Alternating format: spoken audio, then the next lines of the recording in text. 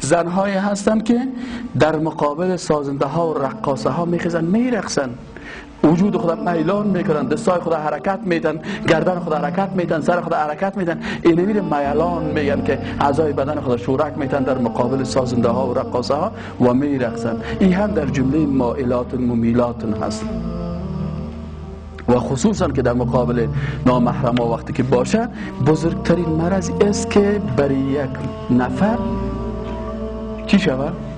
برای یک نفر بزرگترین گناه و خطا و خطرناکترین دشمن بعد از شرک و کفر غفلت است. غفلت چی هست؟ که شیطان گناه را برای انسان چی قسم جلوه میده؟ عادی، این خیر است، او خیر است، او خیر است، او خیر است، این پروانه داره، گناه میکنه لکن نمیفهمه که من گناه میکنم، بر خودش بسیار عادی است. میلاد و بدی ها مردم دعوت کننده هست. اینا کسانی که زنهایی که ما خود درسای متراست که همیشه کوشش میکنم درسای ما به چی نسبت بدم، در میرام که میرم در یگان دکانا خب سهل میکنم که چی گپ است، باز فورا از او درس جور میکنم. اینا سعی کنم که من رازا را بهتان افشا کنم. راز نمبر 1، در جمله مائلاتون ممیلاتون خانم هایی هستن که در فروشگاه ها میرن کت نفر آرایش فروش قرار تو میتونی لفظین تا باش مگذارک بزنم تو باشی تو رنگ ناخون تا بزن. مائلاتون ممیلات است، با بسیار میل، با بسیار رغبت، با بسیار ناز کت از دکاندار گپ میزنه. است مائلاتون ممیلاتون یا نه؟ است.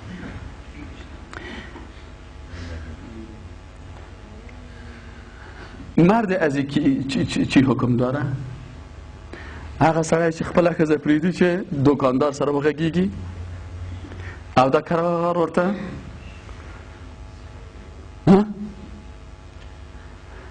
د دې به حکم څه وي؟ دال یا واو ث در عربی. دیگه صاحب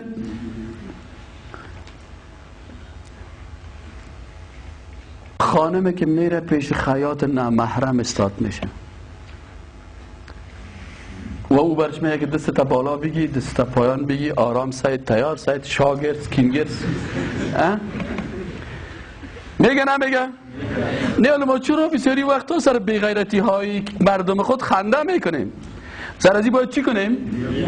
گریه کنیم. من بسیاری وقتا میگه والا استاد دایی یگانی که انتقاد میکنن میگه گپ میزنم مردم خنده میده. من کی خنده میدم؟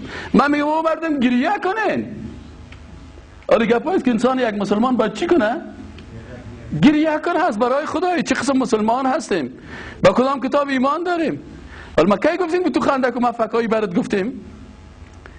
حالا من میگم امی کار هست نیست. حالا مردم افغانستان عادت دارن عیب خدا به خنده تیر میکنن. او برادر او روره تو چه خزه دلیگی خیاط تا او نامحرم سرائی ورده متراییه تو خب بیغیرتانو که داخل سکنه ده خو ناروا ده، ده خو حرام ده، ده خدای لاره نده، ده بیغیرتی پریگده، ده بیغیرتی پریگده. ام مولوی صاحب چې درته نشي وایلی هغه ته خو پلو لګي بیا وایي چې که درته ووایي بیا هغه خو تا پیژني خو درته څه نه وایي وایي که ورته ووایم بیا بېغیرت په میاشت کې غوری پلو راته نه لېږي. زه خو پلو درنه نه غواړم، هیڅ را سره مه غږېږه خو حق باندې ځان پوه که. ما تقاضای چیز از کس نداریم اما به حق باید خیر از بفهم. یک روز یک نفر تیر میشدم از راه غولک میفروخت، غولک های 2 روپیگی دید که هیچ کس نمیخره گفت سعی کو بای کو خو نخر، سعی بای خو کو حداقل گپ حق خو بشنو. باز بعد از خیر از گوش نگی اما بشنو که بفهمی که اینی کاری که تو میکنی کار شیطان میکنی. نامت ولی، نامت ولی نمان، کار شیطان میکنی نامت ولی. من چون بیت دومش یاد ندارم از کدام جای یک کس خوانده بود من. لعنت بر ولی. گر ولی این است لعنت بر ولی. خدا خیرت بده. زنده باد ملازم. کار شیطان میکنی؟ نامت ولی. تو بیا میره گم شدم لاس پیکر بلند بگو.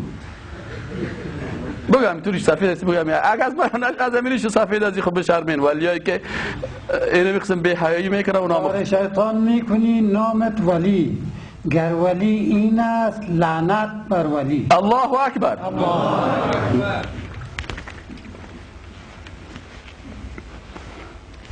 این حال صاحب گل این حالتی برادر عزیز بسیار عادی شده. بزرگترین مرض است که برای یک نفر چی شود؟ برای یک نفر بزرگترین گناه و خطا و خطرناکترین دشمن بعد از شرک و کفر غفلت است. غفلت چی هست؟ که شیطان گناه را برای انسان چی قسم جلوه میده؟ عادی. این خیر است، او خیر است، او خیر است، او خیر است، پروا نداره. گناه میکنه لکن نمیفهمه که من گناه میکنم. برای خودش بسیار عادی است. یک نفر بیدید این خانهش خلاص قرار اینجا شیشته هیچ سیلام نمیکنه لکن تایپش چالان است، تلویزیونش چالان است. ملائکه کرامان کاتبین نوشته کرده میره، نوشته کرده میره، نوشته کرده میره، نوشته میگه تمام دفتر اعمال ازی از خواندن پر شد و خودش بی تفاوت است. دریور تاکسی است نه موتر که بالا شود خودش بیچاره مصروف است که باش که موتر چیز نشه بیرو بارک است فلان است لکن تایپش چالان است و اونمو به حیای خودش هم در گناه هست و 6 نفر دیگه هم که کتازی شیشتن اونا را هم در غضب خدا گرفتار میکنن و خودش هم گناهکار است، اونا را هم مجبور به گناه میسازه. او دریور از خدا بترس. اگر تو 5 دقیقه به خدا در مسلمانای قندوز سعی کنین. یک کسی برای من خبر داد قیام الدین جان گفت در قندوز یک جوان مسلمان است که هتل داره، گفت در هتل خود 24 ساعت سی دی های اسلامی را میمان. گفت در روزهای اول وقتی که سی دی های اسلامی را میمان یک تعداد شیطانایی که پیش از این میآمدن نمیآمدن دیگه میفتن کلش سی دی های اسلامی را میمونن. گفت آل مسلمانا از کل منطقه میرن نان خوردن. هتل از اینکه هیچ دیگه هتل جمع جوش نیست. هر کس میگه بریم در هتل از اینکه سی دی اسلامی است. چی خوب فایده کرد؟ فایده آخرت هم کرد، خدا را خوشحال ساخت. فایده دنیا کرد که اون بر روزیش هم خداوند از حلال میرساند. دیگه فایده کرد که رفیقای شیطان صفتش رفت. دیگه فایدهش این شد که دوستای خدا در نانش هم میخورن. این حاله اون تو مسلمان آدم یاد بگیره دریور ما که از که کتش بشینی شیطان فقط یا ساز زبانه یا رقص زبانه. او برادر اگه هیچ کار کردن نمیتونی بان دل من هست که تصمیم داریم مثل از تاکسی سوار شدیم یک 20 دفعه یا 50 دفعه استغفر الله بگیم. هر قدر میخوایم که استغفر الله بگیم او ظالم چی است؟ از خدا بترسین دریورا، از خدا بترسین. نکنین خدا در گناه گرفتار و 7-8 نفر دیگر هم گناهش بالای خود نگیرین. دیگه صاحب در جمله مائلات و ممیلات کدام مردم ها هستن کدام زن ها هستن؟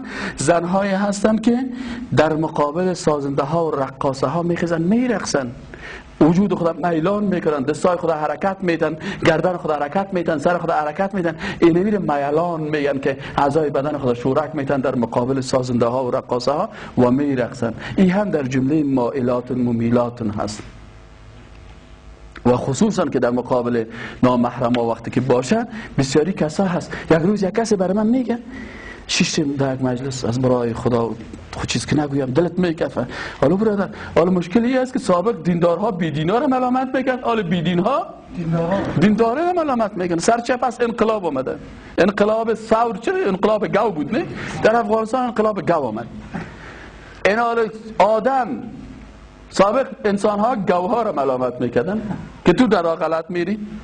حال گوها انسان ها را ملامت میکنن. در یک جای شیشته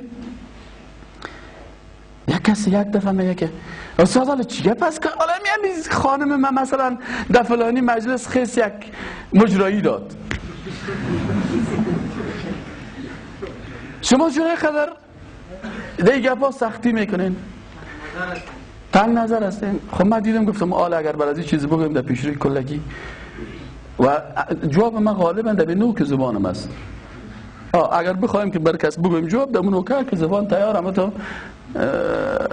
سیرم کردگی آماده است. باز گفتم لا حول ولا قوت الا بالله. گفتم برادر بارم اینا بخوریم باز گفت میزنیم. نه استاد تو بسیار خدا کلانکار میگیری. از برای خدا چی کلانکار گیم؟ خاک پای کل عالم من هستم. چی کلانکاری کردین؟ میخوام صاحب امروز کلانکاری کردین؟ نه خدا زندگی خود نمیخوایم کلانکاری بکنیم. با خدا از کلتان کدام ما بیچاره و ناتوان هستم، هر وقت بلیاز خدا بر ما دعا بکنین. اگر کدام درس استفاده کردین فقط در غیاب یک دعا بکنین، بگید خدای مستعانم ببخشید. وعده است ان شاء الله. نه در